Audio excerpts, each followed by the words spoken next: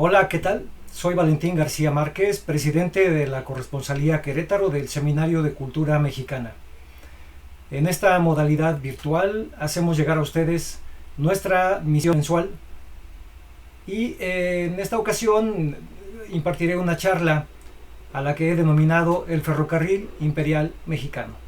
Espero que sea provechosa y que conozcamos un poquito de la historia de este ferrocarril, cuya construcción formó parte de la línea México-Veracruz de lo que finalmente sería el ferrocarril mexicano. Todo ello durante la etapa de la intervención francesa, por supuesto. Vamos adelante con la charla. Comenzaremos hablando en contexto de la invención del ferrocarril y para ello vamos a repasar un poquito de la historia a nivel mundial.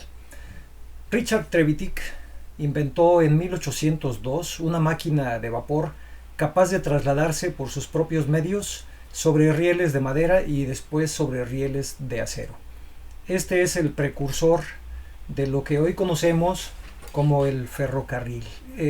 Me gustaría nada más puntualizar que cuando hablo de ferrocarril estamos hablando de un camino de fierro, de un camino errado sobre el cual se conduce una locomotora con un tren. Entonces el ferrocarril es, reitero, el camino de fierro, las vías sobre las cuales se trasladan los trenes. George Stephenson en 1825 perfeccionó el invento de la locomotora de vapor de Trevithick y un 27 de septiembre de ese año, 1825, trasladó durante 16 kilómetros un tren que conducía 450 pasajeros, 90 toneladas de carga y le llevó realizarlo 65 minutos.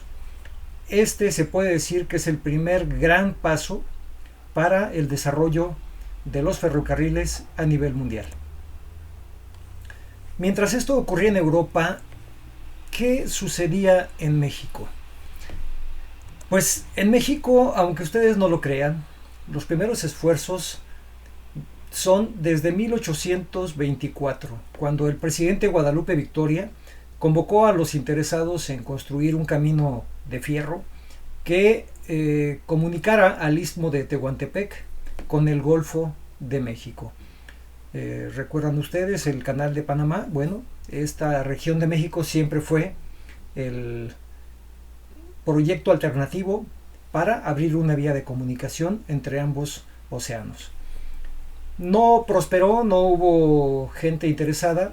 Recordemos que veníamos de terminar una guerra de 11 años por la independencia del país, así es que inversionistas con dinero no había. Ya para 1833 salió una publicación anónima en Nueva York que se denominó Observaciones Generales sobre el establecimiento de caminos de hierro en los Estados Unidos mexicanos. No tenía otra intención sino informar de las posibilidades de construir estos caminos errados. Para 1837, el día 22 de agosto, el entonces presidente Anastasio Bustamante otorgó la primera concesión para construir un camino de fierro en México. Y esta fue dada a don Francisco de Arrillaga, un veracruzano, para construir precisamente un ferrocarril de Veracruz a la Ciudad de México. No prosperó, pese a los estudios y a los esfuerzos que hizo don Francisco de Arrillaga, y todo quedó en proyectos sin ninguna consecuencia hasta ese momento. Para el 31 de mayo de 1842, el también entonces presidente Antonio López de Santa Anna otorgó a la Comisión de Acreedores del Camino de Perote a Veracruz una concesión para construir un camino de fierro de Veracruz a San Juan, y esta sí prosperó. Como primeros resultados, vamos a tener una fecha en la que lamentablemente los historiadores no se han puesto de acuerdo, y qué pena, porque es el primer tramo de ferrocarril que se construyó en territorio nacional. El 15 o el 16 de septiembre de 1850 se inauguró el primer tramo del ferrocarril mexicano y era un tramo de aparentemente 11.5 kilómetros de distancia. Fíjense nada más, 11 kilómetros, ni siquiera un tramo mucho más largo. Y era del puerto de Veracruz a un paraje conocido como El Molino. Esto fue durante la presidencia de José Joaquín Herrera. Por supuesto, el presidente de la República no se presentó a la ceremonia inaugural, pero vamos a ver qué nos narran los cronistas de la época. Dicen que el primer viaje duró de ida 18 minutos. Iba jalado el tren por una locomotora de vapor que había sido fabricada en Bélgica. La fábrica que la construyó, por cierto, es la Quillet. Y a esa locomotora se le bautizó con el nombre de la Veracruzana. El artefacto corría a una fabulosa velocidad de 40 kilómetros por hora. Y el tren tenía vagones de primera y de segunda clase. En primera clase el costo del viaje redondo era de $1.50. Acudieron algunos representantes políticos del estado, un sacerdote y público. No fue un gran acontecimiento a nivel de celebración, pero sí fue el primero de muchos pequeños pasos para construir este gran camino de hierro entre la costa del Golfo de México y la capital de nuestro país. En 1855, el presidente Antonio López de Santana otorgó una concesión a los hermanos Miguel y Leandro Mozo. ¿Para qué? Para construir un camino de fierro de San Juan, Veracruz, a Acapulco. Fíjense, ya no era nada más a la capital, ahora era cruzar todo el territorio nacional, pasando desde luego por la Ciudad de México, y para ello comenzaron los trabajos en ambos sentidos. Es un poco complejo entender cómo prefirieron hacer la construcción al estilo americano y europeo en ambos sentidos, cuando todavía en la capital no teníamos los medios para trasladar ni materiales ni equipo para hacerlo. Esto encareció tremendamente el proyecto, pero bueno, así fue, y de manera increíble se comenzó a construir el tendido de rieles desde la Ciudad de México hacia la villa de Guadalupe Hidalgo, la villita como lo conocemos, apenas 5 kilómetros. Los materiales y el equipo rodante fueron de origen belga y presentaban algunos defectos, de manera que se optó por comprar material norteamericano. Además, para ello se contrató a un ingeniero con amplia experiencia en estos menesteres, el señor Robert S. Gorsuch. Sin embargo, los hermanos Mozo no pudieron concluir la obra y vendieron las acciones a otros hermanos, los hermanos Escandón. Y los hermanos Escandón van a ser los protagonistas de la historia de la construcción de la primera vía férrea en México. El 4 de julio de 1857, el presidente Ignacio Comonfort inauguró el tramo de 5 kilómetros de la Ciudad de México a la villa de Guadalupe Hidalgo. El viaje duró 20 minutos y a finales del año ya se contaba también con un tramo construido de Veracruz hasta el río San Juan. Para el 15 de septiembre de 1857, los hermanos Manuel y Antonio Escandón obtuvieron la concesión para construir un ferrocarril de Veracruz a México. La misma concesión que ya se había dado un par de veces y que no había podido ser concluida. Para ello, los hermanos decidieron vender su línea de diligencias y dedicarse ahora a esta nueva empresa del ferrocarril. Hay que decir además que los hermanos Manuel y Antonio Escandón eran dueños de empresas del rubro textil y su negocio más jugoso, el que más dividendos les redituaba, era el de prestamistas.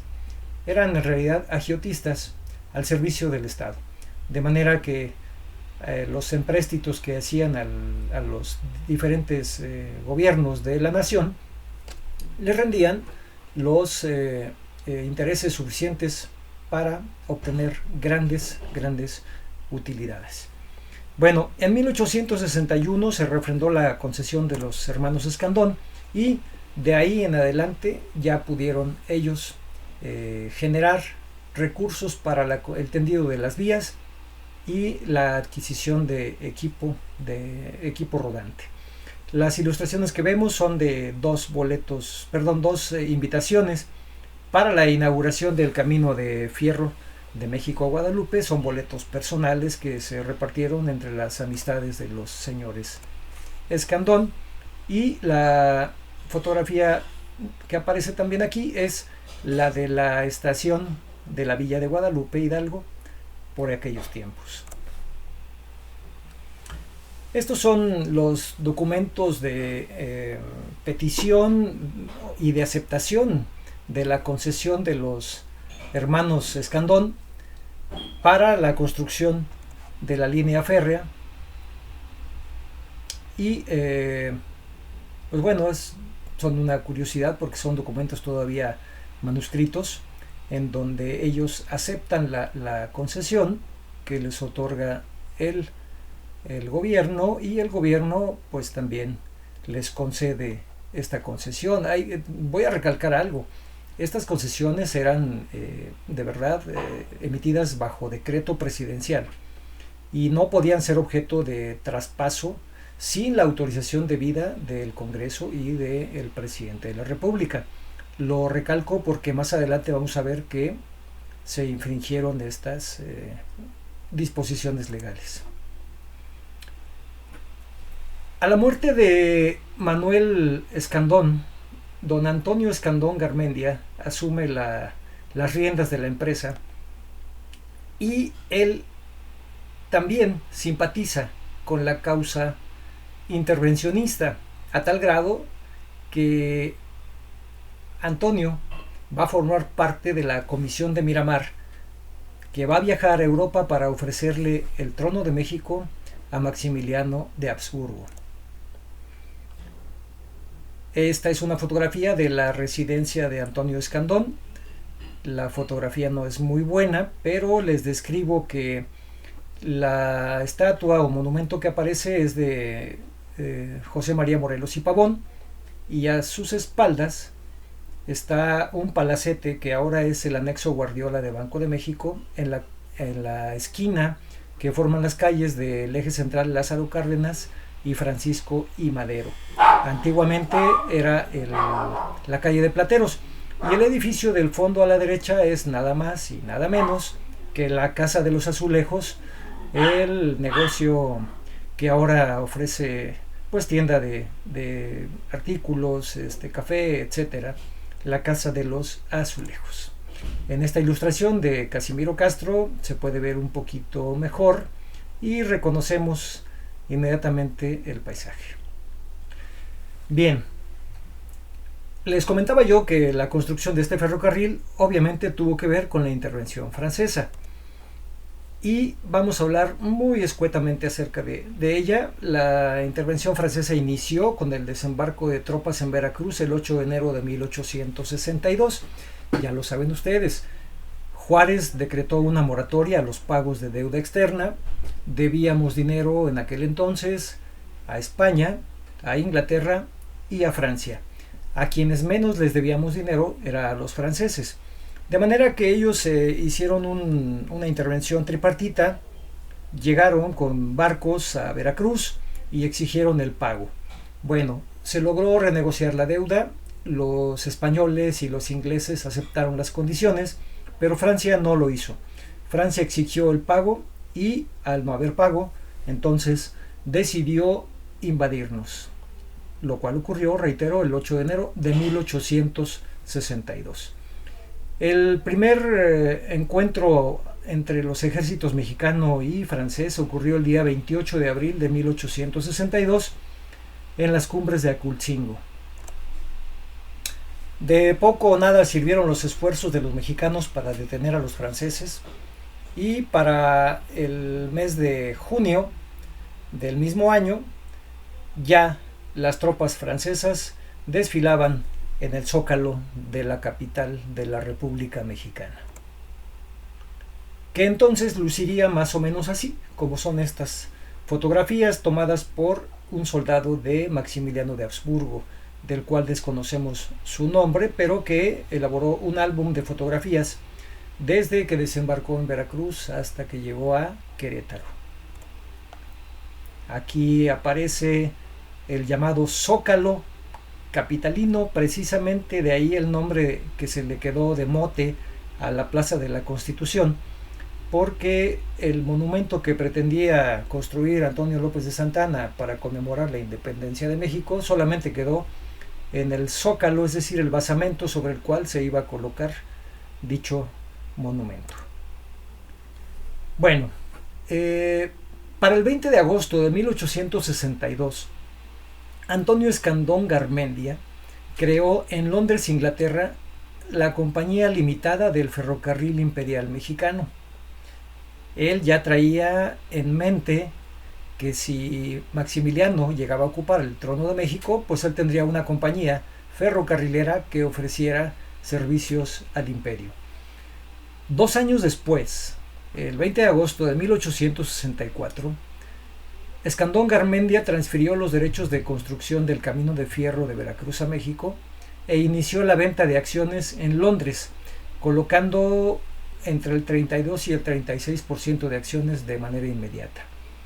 La empresa tenía su domicilio en la primera calle de Plateros número 3 en la Ciudad de México, que era la residencia de Antonio Escandón, y antes de que la empresa fuera creada, los hermanos Manuel, quien todavía vivía desde luego, y Antonio Escandón firmaron un convenio con la empresa constructora de ferrocarriles Smith, Knight & Company. Entonces el ingeniero Tomás Braniff fue contratado para continuar en México el levantamiento de las vías. Por aquel entonces ya Antonio Escandón era comendador de la corte de Maximiliano y miembro de la Junta de Beneficencia. Pues bien, así fue la creación de la Compañía Imperial Mexicana, o la Compañía del Ferrocarril Imperial Mexicano, para decirlo más correctamente, en Inglaterra. A partir de 1863, ya con los franceses posicionados en la capital y en algunos de los territorios de México, se forzó la construcción del camino hasta Paso del Macho por las exigencias de los invasores franceses. ¿A qué obedecía esta exigencia? Bueno, Veracruz era considerado un lugar absolutamente insalubre, en donde las enfermedades tropicales se reproducían a la velocidad del rayo. Y la intención de los franceses era que una vez que desembarcaran sus tropas, los soldados salieran inmediatamente por ferrocarril hasta las partes elevadas, donde el paludismo, la fiebre amarilla y las demás enfermedades no menguaran la fuerza de los soldados, porque las necesitarían para el combate. Bien, el 15 de agosto de 1863 se puso en servicio el tramo de Tejería a La Soledad. Siempre va a ser así con la construcción de los caminos de fierro, que avanza un tramo y entra en operación de inmediato. Así, de esta manera, ya para 1863 había servicio ferroviario desde Veracruz hasta La Soledad.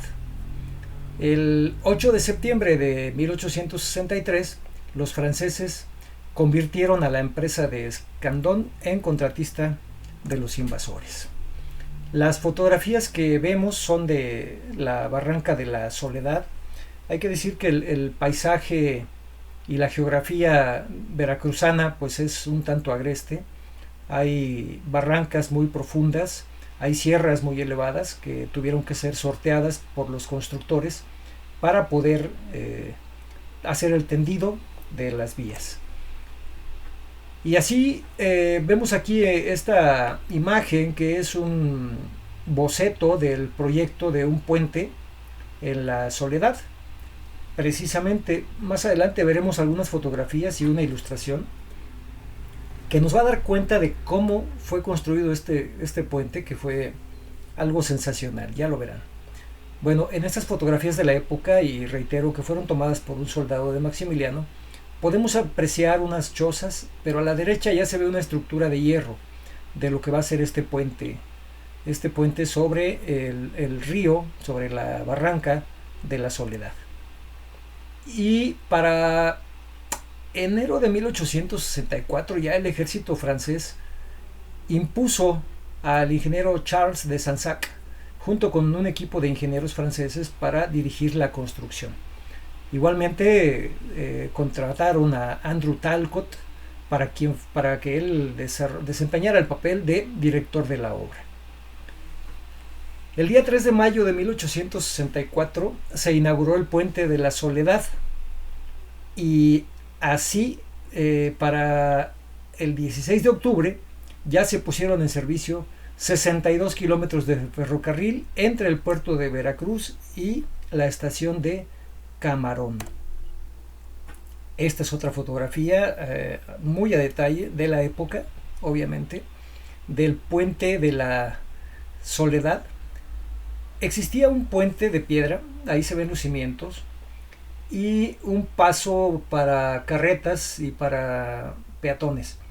Y sobre ese puente se colocó una estructura de hierro, y en la parte más elevada, por ahí circulaba el ferrocarril. De manera que si una carreta o algunos peatones iban cruzando por el puente, podía ocurrir que sobre sus cabezas circulara una locomotora con su tren. En esta ilustración de Casimiro Castro podemos apreciar exactamente lo que les describía yo hace un momento: los paseantes pedestres a punto de entrar al puente de piedra, y sobre sus cabezas la locomotora y su tren. Y esta es la estación de la Tejería, hasta donde ya iba llegando el ferrocarril. Bueno, viene el arribo de Maximiliano de Habsburgo y Carlota, su esposa. Ellos llegaron a Veracruz, si no mal recuerdo, un 29 de mayo de 1864. Tuvieron que pernoctar a bordo del barco porque a Juan Nepomuceno Almonte se le olvidó que iba a llegar el soberano, y él cómodamente en el clima de Orizaba pues estaba esperando a que le avisaran que iba a llegar.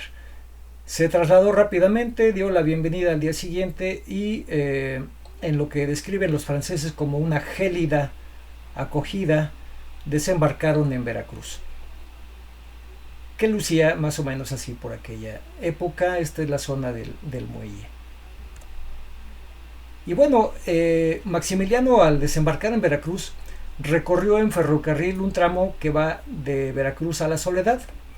Ahí en la Soledad almorzaron y más tarde continuaron su viaje una hora más hasta un sitio denominado Loma Alta, en donde, según relata la condesa Paula de Kolonitz, terminaba la magnificencia de los ferrocarriles mexicanos. El viaje de un poco más de 60 kilómetros lo hicieron 85 pasajeros y 500 piezas de equipaje de los miembros de la corte. En la fotografía se ilustra la estación con los carros de ferrocarril, y es muy cercana a la época de arribo de Maximiliano de Habsburgo. Esta otra fotografía ya es posterior, pero nos muestra cómo era la pequeña estación de Veracruz, que después llegó a convertirse en una estación muy muy hermosa, un edificio impresionante. Y bueno, terminado el tramo construido de vía férrea, pues el viaje lo tuvieron que hacer en carretas, en diligencias, de manera muy muy penosa, porque pues eran tiempos de lluvia y los lodazales estaban a la orden del día.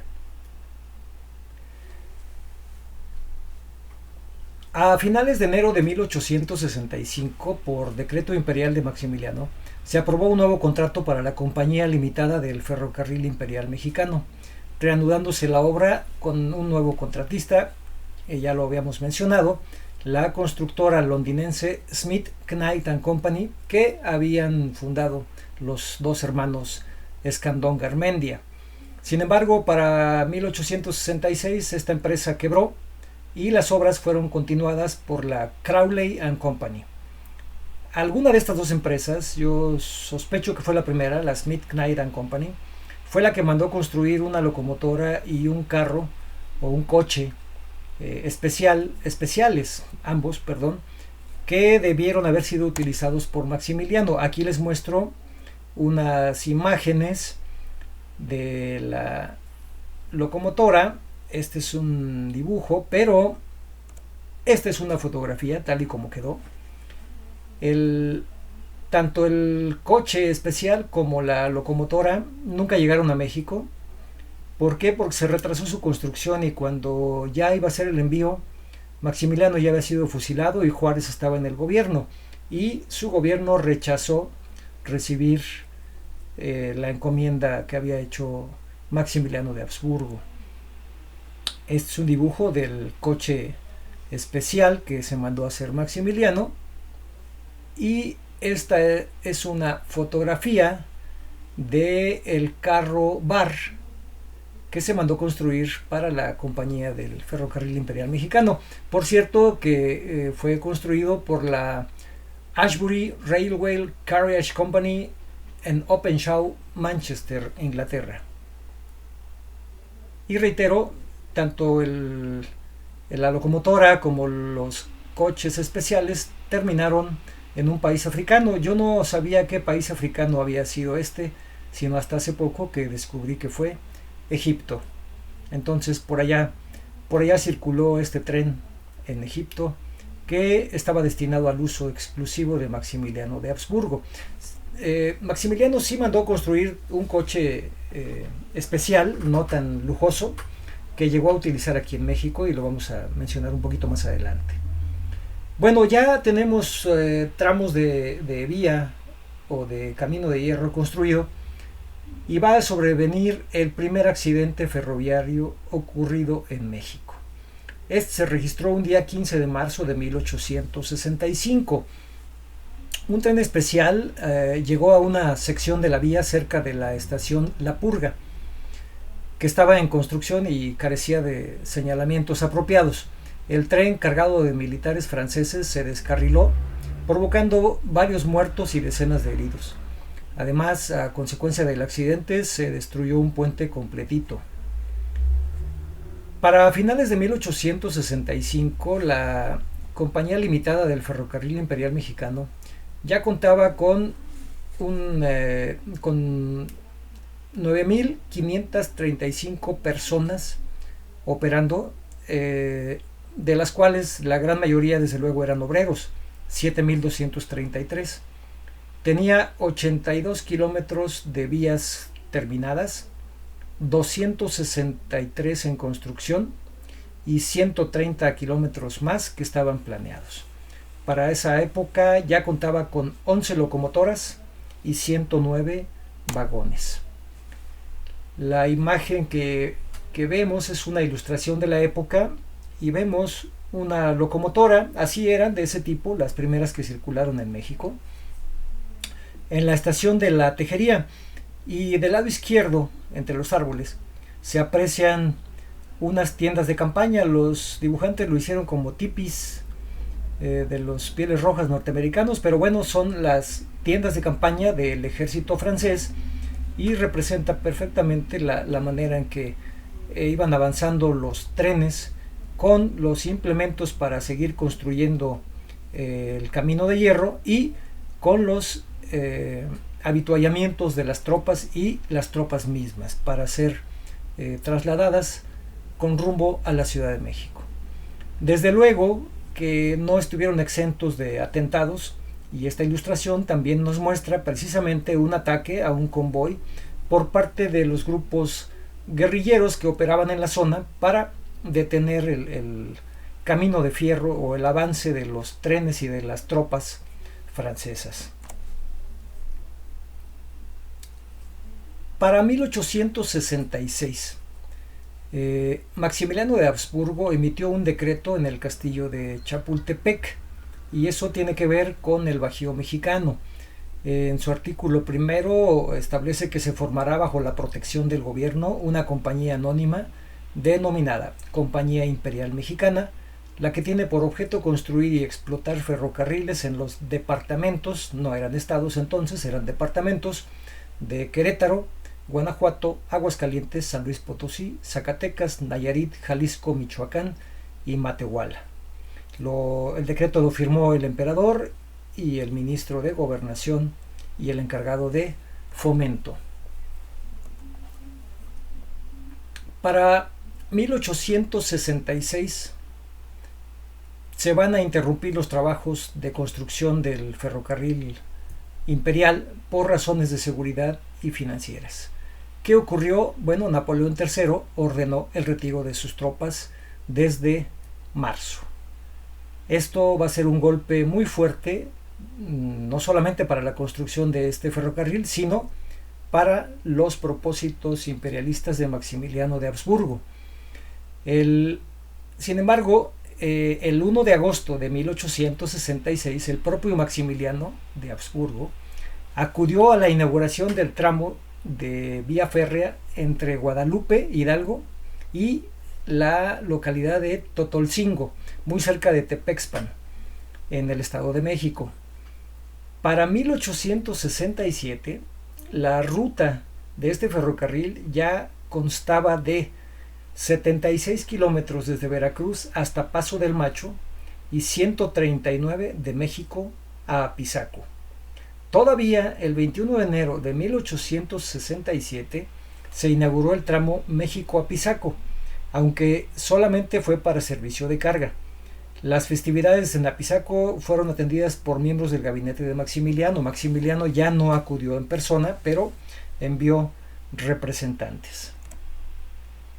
La ilustración nos muestra precisamente la barranca del Paso del Macho, en donde se construyó otro puente para este ferrocarril. Y también podemos ver las tiendas de campaña de los soldados franceses durante la construcción de este ferrocarril. Además eran puntos clave que deberían de mantener siempre vigilados para evitar que se apoderaran los cuerpos de ejército mexicanos e impidieran el paso de las tropas.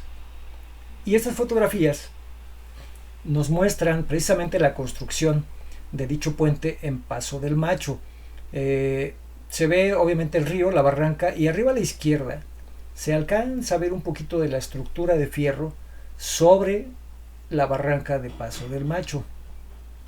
Y aquí está una fotografía también de la época con el puente ya totalmente terminado. Una obra de infraestructura muy interesante, desde luego de lo más moderno en aquella época. Y Casimiro Castro la realizó en esta ilustración también de una manera muy, muy hermosa. Bueno, las líneas en verde nos muestran lo que constituyó el camino de hierro que se construyó ex profeso para el Ferrocarril Imperial Mexicano, o la Compañía Limitada del Ferrocarril Imperial Mexicano, que es su nombre completo, entre la capital de la República y Apizaco, y entre Veracruz y Paso del Macho. La topografía mexicana no permitía un avance muy rápido, y a medida de que iban avanzando las obras, pues se iba llegando hasta la Sierra Madre Oriental, que era el obstáculo más difícil de vencer. Ahí tenían que ascender más de 1000 metros sobre el nivel del mar para poder llegar a la capital de la República Mexicana. Vamos a hablar del proyecto y de los planos. El Museo Nacional de los Ferrocarriles en la ciudad de Puebla conserva los planos de construcción de esta línea férrea. Incluso están en lengua inglesa. Y aquí vemos, por ejemplo, el taller en Orizaba, Este es el proyecto arquitectónico para la construcción del taller. Vemos algunos de los principales puentes y la manera en que se deberían de cimentar y de construir. Este que es el puente sobre el río Guadalupe. Y aquí lo que les comentaba yo, la pendiente que tuvo que ser resuelta. Veracruz está al nivel del mar y la Ciudad de México pues está altísima. Entonces, si hubiésemos trazado una línea imaginaria, esa sería la pendiente que tendría. Imposible de subir por un ferrocarril, por un tren. La pendiente máxima que se acepta es de 4 grados. Así es que esto requirió de muchas curvas, muchas vueltas para ir trepando poco a poco la Sierra Madre Oriental y poderla escalar en su totalidad. Las ilustraciones de Casimiro Castro son fenomenales para poder comprender un poco el paisaje y la orografía de la Sierra Madre Oriental.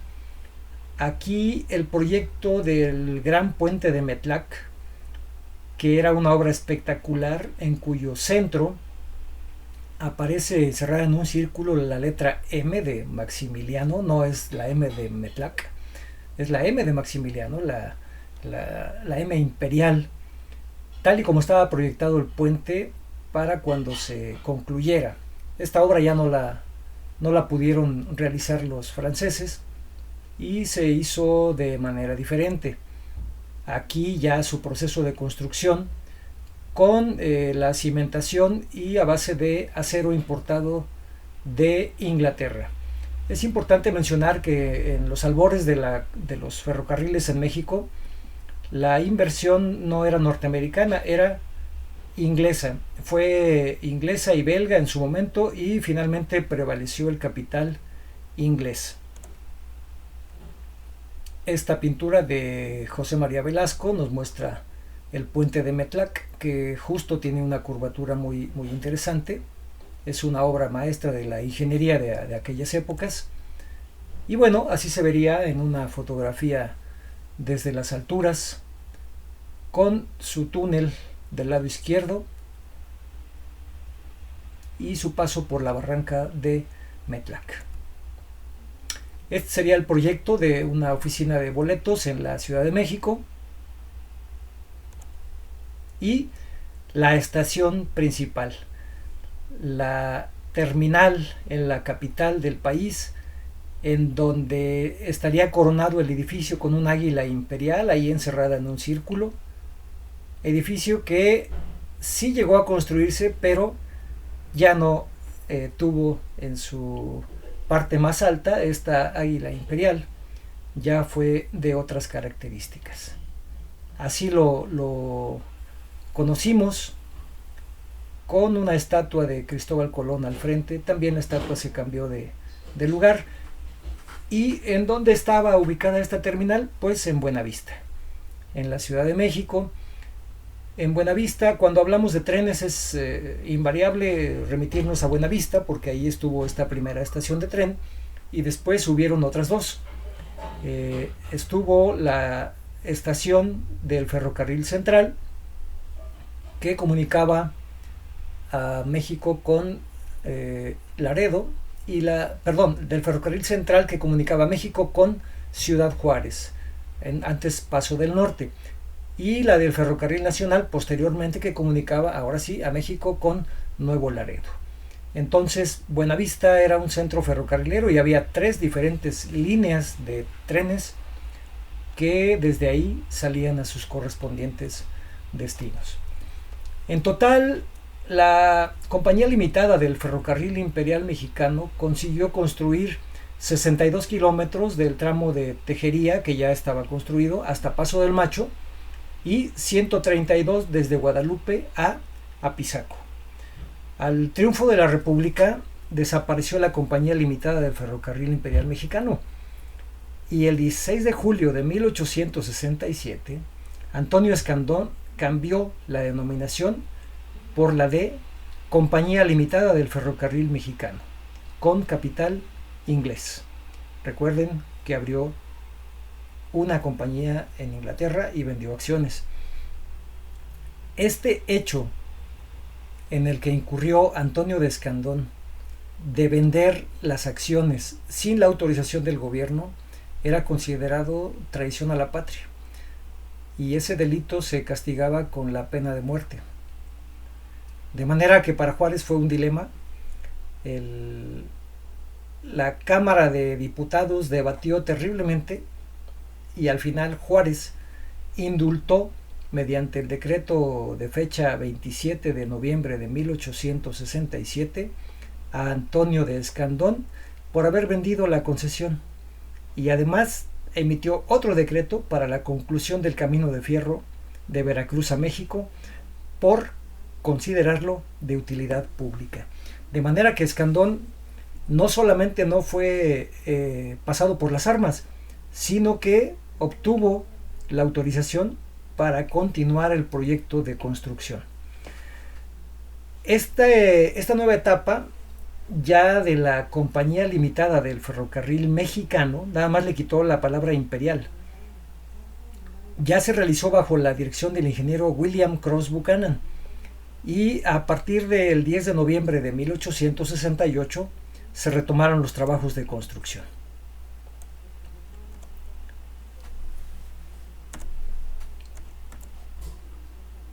Como anécdota ya de colofón, vamos a hablar de la culminación del tramo de México a Veracruz.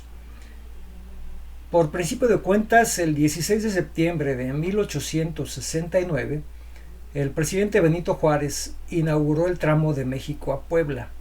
Puebla era un ramal de la línea principal, no era continuar la ruta. A partir de Apizaco había un entronque hacia Puebla, un ramal, y bueno, le tocó inaugurarlo todavía al entonces presidente Benito Juárez García. Esta ilustración nos muestra el momento en que llega el tren a la estación de Puebla. Se puede ver la ciudad de Puebla, las torres de su catedral, las salvas que están disparando los soldados, y una comitiva que recibe por ahí cerquita de los coches de ferrocarril a un personaje. En este acercamiento vemos con mayor claridad la estación de trenes de Puebla, el tren estacionado justamente frente a la estación y los soldados disparando los cañones, y en este otro acercamiento vemos la comitiva recibiendo al presidente Benito Juárez. Del lado derecho, un carrito que dice México y Puebla, de color amarillo aquí en la ilustración. Es este coche. El coche especial que estaba rotulado así, Ferrocarril Imperial Mexicano, y que fue el coche que Maximiliano de Habsburgo mandó construir para trasladarse en tanto llegaba el lujoso coche con su locomotora que había encargado a Inglaterra. Entonces, en este cochecito que fue construido exprofeso para el uso de Maximiliano de Habsburgo, el presidente Benito Juárez viajó de México a Puebla para inaugurar precisamente el ramal a Puebla. Esta ilustración también nos representa el viaje de Juárez a Puebla. No hay fotografías, no las he podido conseguir lamentablemente. Seguramente sí las hubo, pero no he tenido la fortuna de encontrarlas. Y para el 1 de enero de 1873, Juárez murió en el 72, el entonces presidente Sebastián Lerdo de Tejada inauguró el tramo completo de la ruta México a Veracruz de la Compañía Limitada del Ferrocarril Mexicano. En aquel entonces ya la empresa contaba con 30 estaciones, 26 locomotoras, 36 coches de pasajeros y 341 carros de carga. ¿Y en qué creen que viajó el presidente? Sí, también viajó a bordo de aquel carro especial o coche especial de Maximiliano de Habsburgo. Así las cosas. Estos son algunos de los documentos de la inauguración del ferrocarril mexicano, todo un acontecimiento a nivel nacional, un hito en el desarrollo industrial de México, porque hay que decirlo, los ferrocarriles eran considerados la palanca del progreso de la nación. Aquí en esta gráfica podemos ver la construcción del ferrocarril de México a Veracruz y las fechas en que se fueron poniendo en operación los diferentes tramos. Aparecen al centro pues los de 1861 a 1864 de Antonio Escandón bajo el ejército francés, con Andrew Talcott de jefe de ingenieros desde Tejería a Paso del Macho, 62 kilómetros, y de 1865 al 67 ya con la empresa del ferrocarril imperial mexicano también, de Guadalupe a Pisaco, 132 kilómetros. Hasta aquí mi participación esta tarde noche. Reitero mi agradecimiento por la compañía que gentilmente hicieron durante la transmisión y los invito muy cordialmente para que el próximo 19 de agosto, en punto de las 7 de la noche, nos acompañen nuevamente, ya que el ingeniero Alejandro Báez nos estará platicando acerca de la influencia que tuvo Alexander von Humboldt en la pérdida de los territorios de Texas. Hasta entonces, muchas gracias.